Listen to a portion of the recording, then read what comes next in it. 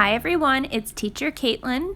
We are going to read I Am Jim Henson by Brad Meltzer. If you have a copy of I Am Jim Henson by Brad Meltzer, go grab it now. If not, that's fine too. I am Jim Henson. Oh good, you're here. What's the fun of a story if you don't have anyone to share it with? Growing up in Mississippi, I used to love to watch birds. I even made my own book where I'd list each bird I saw and add my own drawings. That bird up there is my favorite, the blackbird. Blackbirds have fun personalities, and I also love their name, the grackle. Don't you just love funny names like that? My whole life, I've loved kooky words. Want to know what else I loved? Laughing. As a kid, this was one of my favorite family jokes. My mom used to play it on my brother and me. Say when. Gee, that's enough! Mom, that's enough! You didn't say when. Mom! At 8 years old, I'd come here to the movie theater every Saturday. This was my favorite place.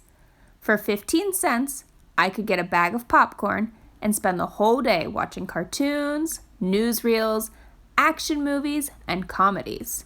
My favorites were the ones with wild clothing and far-off locations, like the Old West or foreign countries.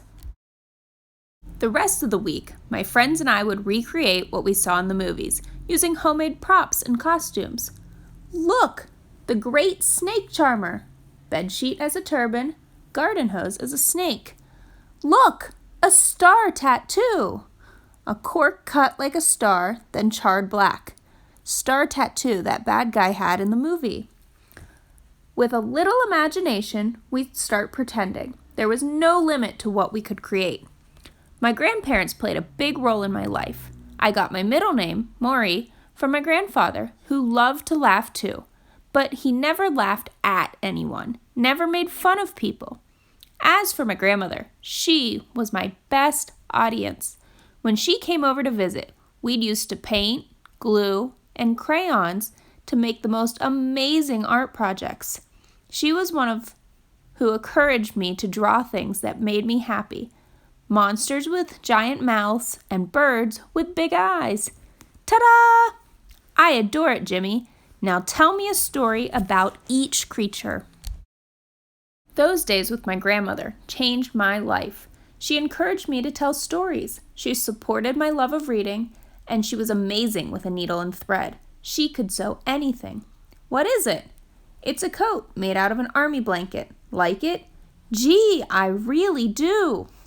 But the most important thing she taught me was that with my imagination, I could do anything. I could be anything, including a performer.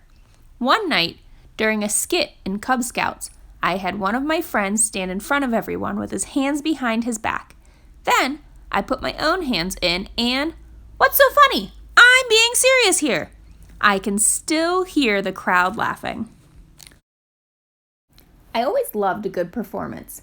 Growing up, I listened to shows on the radio, like Green Hornet, The Shadow, and one of my favorite comedians, a ventriloquist named Edgar Bergen. Even though Edgar Bergen did the voices, I never thought Charlie McCarthy or his other characters were puppets. They were human to me. His work was magic. Magic in the real sense. It seemed impossible. That's what magic is. It creates wonder. It creates dreams that inspire. I'd seen their pictures in newspapers, but here, with each show, an ordinary object came to life. Once upon a time, long, long ago. Funny, nothing ever happens nowadays. Something happened when Edgar spoke through Charlie. The puppeteer wasn't just sharing jokes. He was sharing the best parts of himself, and people were listening. When I was 13, a new technology changed my life. At a friend's house, I saw an invention called television. You have a television? We just got it. Isn't it cool? Can we get a TV? Can we get a TV? Can we get a TV? Can you please stop? Sure. Now can we get a TV? I wouldn't give up. Soon, my parents gave in. On TV, I found comedians like Sid Caesar, Milton Berle, and Jack Benny. One of my favorites was Ernie Kovacs, who tilted the set and camera so everything slid sideways. I especially loved variety shows, which had big casts that would sing, dance, and do comedy. And there was Klukla, Fran, and Ollie, a show where puppets made jokes and sang with a human co-star. The way they talked to each other, it was like those puppets were alive. Right away, I knew one thing. I wanted to work in television. At 16 years old, I went looking for a job at all the local TV stations. Sorry, kid. Sorry, kid. Sorry, kid. There has to be another place that'll hire me. They all said no. But like the time I begged my dad for a TV, I never gave up. Soon after, a local station announced it was looking for a puppeteer. I'd never used a puppet before, but my whole life I loved creating. This was the job I wanted. So how'd I get it? The same way you get any dream. Hard work. I went to my high school library, took out books on puppetry, built a few puppets, and went back to the station. Now I'm a puppeteer. Will you hire me? They gave me a chance. That was all I needed. Was my first show a success? No, it was canceled. But did I give up? Not a chance. My partner and I continued creating, continued working hard, and eventually we got our own 5 minutes before the Tonight Show. Along the way, we came up with a name for our characters. We called them Muppets, playing around the word puppet. It was just a fun word, like grackle. By the way, this is Jane. She worked on the shows with me. We're going to get married one day. Wait, we get married? Don't ruin the ending. Our show was called Sam and Friends.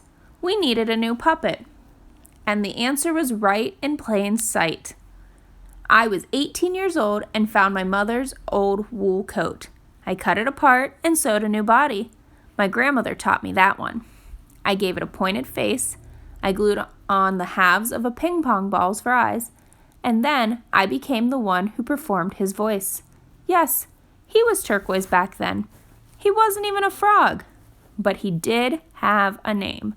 Kermit.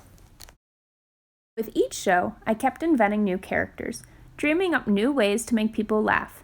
On TV, unlike a puppet stage, there were no walls, so we could film our Muppets from far away, or bring them really close for an easy laugh.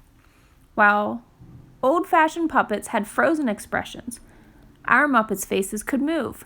We could do faces that were funny, angry, or even sad. To make our Muppets seem even more real, we crossed their eyes slightly. This gave them focus. Now they started to come alive. But do you want to know my real secret? Practice. We would practice in a mirror over and over until it was just right. The only way people would feel a sense of wonder was if we could give each character a life of its own. Let's do it again, fellas. This is Jerry Jewell, who writes for the Muppets, Don Sahalan, who helps build the Muppets, and Frank Oz, who'll be the voice and performer of Grover, and even Yoda. Who's Yoda? Don't ruin the ending. We did commercials and performed on other shows, but like so much of life, it was just training for our next adventure. 2 TV producers named Joan, Ganz, Cooney, and John Stone were about to give me the opportunity of a lifetime. We want to create a show that will change the lives of children, especially those whose families don't have a lot of opportunities. We want a show that can help them learn to read and count. It can be funny, right? They even had a name for it. Sesame Street. Since kids love the Muppets, we built Muppets who could interact directly with the kids. We began with a big yellow bird who was a child himself. That's me! I'm Big Bird. Then we added a grouchy green monster named Osk. They know who I am! On November 10th, 1969, the first episode aired. It was a smash hit. Every episode, Sesame Street taught the ABCs. C is for cookie, and 1, 2, 3s.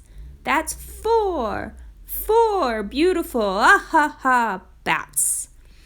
It was one of the first shows to have kids of different races playing and learning together. It taught kids how to share, how to take turns, and how to get along. Certainly, with all its zany creatures, it made us laugh. But at its best, with songwriters like Joe Raposo, Sesame Street made us think, especially about what kind of people we wanted to be. Green is the color of spring, and green can be cool and friendly like, and green can be big like an ocean, or important like a mountain, or tall like a tree. Through song, the whole world heard that green, and all of us, can be anything. Isn't it beautiful to see the world like that? In fact, Kermit's humor never came from making fun of people. It came from bringing us together. By focusing on the good in everyone, my own sense of wonder took over, and my dream of entertaining others came true. The Muppets and I went on new adventures and got to bring along some favorite old friends. It's The Muppet Show with our very special guest star, Mr. Edgar Bergen. Every week on The Muppet Show, frogs, pigs, bears, and creatures of all kinds reminded the world that despite all the chaos, Good grief, the comedian's a bear. Thank you, and thank you. Oh boy, what a crowd. I don't approve of belly dancers. Why can't they dance on the floor like everyone else? Waka waka. Sorry about that, folks. As I was saying, on The Muppet Show and on Sesame Street, I wanted our audience to know that despite all the chaos and despite our differences, there's nothing more fun than being together. From there, I never stopped creating and dreaming. In fact, the more we performed, the more fun we had, and the more my dream grew, bringing millions of people together. What can possibly be more magical than that? Life's like a movie. Write your own ending. Keep believing, keep pretending. We've done just what we set out to do, thanks to the lovers, the dreamers, and you. In my life, I love to create, but the secret behind my best creations wasn't a strong hand or a catchy song or even a funny voice. It was a simple idea. There's good in all of us. Sure, we are all different. Some of us have beards or no hair or blue fur or green flippers, but goodness lives within each of us. That's an idea that should never get old. Believe in the good of the world. Create something new. Share what you love, and find others who believe in those favorite things you dream about. Together, we can make magic. Today, Sesame Street is watched by millions of kids in more than 150 countries worldwide, from Brooklyn to Bangladesh. At its peak, The Muppet Show was watched by over 235 million people per week. Did you know he even started the Jim Henson Foundation to promote and develop the art of puppetry? Not to ruin the ending, but is this the ending? I think that's the secret. As long as there are new dreamers, new people who love to entertain and pretend, this is a story that never ends. Guess what? I want to create cool things too, just like you. Gee, thank you so much. Don't let anything stop you. It starts when we're kids. That's when we learn some of the best things in life. Laughing, sharing, imagining, dreaming, creating. Never stop doing them, and never stop being kind. There's nothing wrong with being a do-gooder.